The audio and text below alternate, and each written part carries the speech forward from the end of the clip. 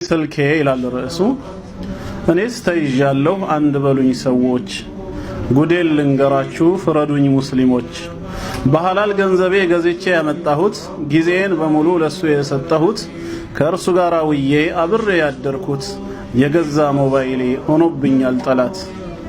ከጫንኩበት ወዲህ ቫይበር እና ታንጎ፣ ማንም እንዳያጣኝ ሊያወራኝ ፈልጎ፣ ዋትስአፕ እና ፌስቡክ ስካይፕም ሳይቀር ቢያገናኙኝ ብዬ ከወዳጅ ዘመድ ጋር በኢንተርኔት ፍቅር ተጠምጄላችሁ ለዒባዳም ቢሆን ጊዜ አጣሁላችሁ። ቀንና ሌሊቱ እየተምታታብኝ ምኑንም ሳላውቀው መሽቶ እየነጋብኝ ሸርጡን አሟልቼ መስገድ ተስኖኛል። ሶላቴን ጨርሼ ፌስቡኬን እስክከፍት ያቅበዘብዘኛል። ትዕግስት አይኖረኝም ተሰግዶ እስከሚያልቅ የመስገጃ ልብሴን በፍጥነት ውልቅልቅ ሰጃዳዬን እጥፍ ወዲያ በኩል ውሽቅ። ጀዋሌን አንስቼ ዋትስአፕ ከፍትና በየግሩፕ ላይ ተንደርድሬ ጥልቅልና ከሰላት በኋላ የሚባሉ ዚክሮች ቆየው ከተውኳቸው ምን ተሻለኝ ሰዎች። ስተኛም ስነሳ ስበላም ስጠጣ ስሰራም ስቀመጥ ስገባም ስወጣ አብሮኝ ነው ጀዋሌ አይለኝም ከጄ። ከሰው አላወራ ብዙ ነው ወዳጄ፣ ጓደኛም ትቻለው ዘመድ አልጠጋ። ቀን ሌሊቴ ሆኗል ከስልኬ ጋር ማንነቴን ረሳው ኢማኔም ወረደ። በኢንተርኔት ፍቅር ልቤ የተጠመደ ከስልኬ ጋር አልቅሼ ከስልኬ ጋር ስቃለሁ። ታቅፌው ተኝቼ አብሬው ነቃለሁ። ኔቱ ከደከመ እጨናነቃለሁ። የሆንኩትን ነገር እኔ ምን አውቃለሁ። ከደም ስሬ ገብቶ ከባድ ሱስ ሆኖብኝ ኢንተርኔት ከሌለ ምኖርም አይመስለኝ። ሁሉም ነገር አዲስ ሁሉም ነገር ቀላል፣ ህይወት ያለ ፌስቡክ ኧረ እንዴት ያስጠላል። በዚህ ሁኔታዬ አጀሌ ከመጣ ወደ አኼራ ሲሄድ ምን ይሆን የኔ ጣጣ። ስራዬን አዝዬ ከቀብር ስገባ ከግራ ከቀኜ ምድሪቱ ተጣባ። ነኪርና ሙንከር ሲይዙኝ ወጥረው በጋለው መዶሻ አናቴን ሰባብረው በዛች አስፈሪ ዓለም ሲበረታ ጭንቄ ፌስቡክ እና ዋትስአፕ እንደማይፈይዱኝ አውቃለሁ ጠንቅቄ። ስካይፕና ታንጎ ላይንና ቫይበር አብረውኝ ላይወርዱ ከጨለማው ቅብር ዛሬም ዱንያ ላይ ኢማን እንዳሳጡኝ አውቃለሁ በአኺራም እንደማያዋጡኝ። ባመጡብኝ ዳ አላህ ፊት አዋርደው እንደሚያስቀጡኝ መቼ ጠፋኝና ባላንጣነታቸው ይልቅ ምን አድርጌ ከውስጤ ላውጣቸው። እኮ በምን ጥበብ ልገላገላቸው ከተተራመሰው ከዚህ ብኩን ህይወት መላቀቅ አልችልም ካልተውኩኝ ኢንተርኔት። እና ሙስሊሞች ሆይ ምከሩኝ ባካችሁ እንደተበላሸው ወደ አኺራ ሄጄ ጀሃነም እሳት እንዳልጣልባችሁ። ገጣሚ እህት ሉላ ትባላለች። አላህ ይጨምርላት።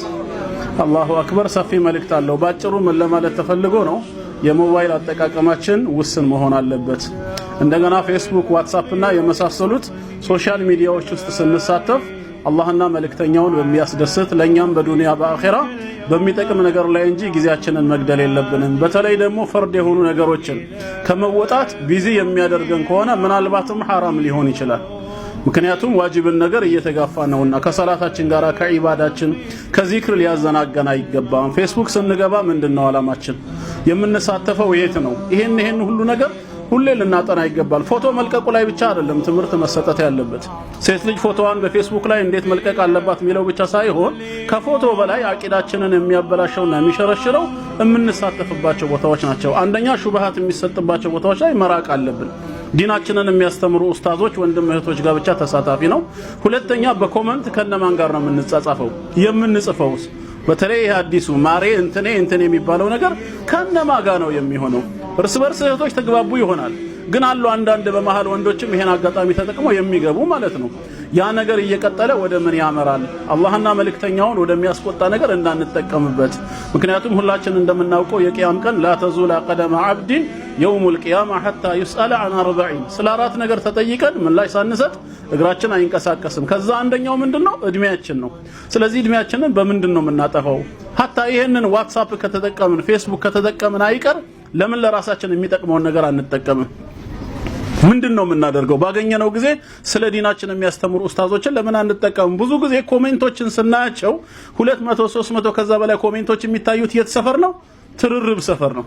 ቀልድ ላይ ነው። ቁርስ የበላችውን ፖስት ያደረገች እህት ጋር ነው ወይ መንገድ ላይ የገጠማትን እዛ ቦታ ላይ ኮመንት ይበዛል። ቢስሚላህ ብለው ግን የአላህን ቃል የሚያስተምሩ ኡስታዞችና ዳዒዎች ስር ግን ኮመንቱ የተወሰነ ነው። እሱም ጀዛከላህ ነው። በቃ አለቀ።